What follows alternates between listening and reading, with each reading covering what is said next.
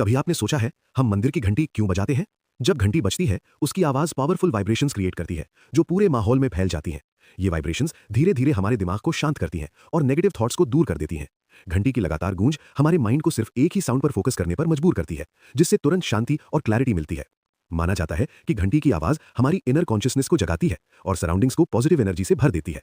घंटी बजाना हमें याद दिलाता है कि अपना ईगो, स्ट्रेस और सारी चिंता मंदिर के बाहर ही छोड़ दें। तो अगला जब भी आप मंदिर की घंटी बजाएं, याद रखिए ये सिर्फ एक परंपरा नहीं बल्कि इनर पीस का साइंस है।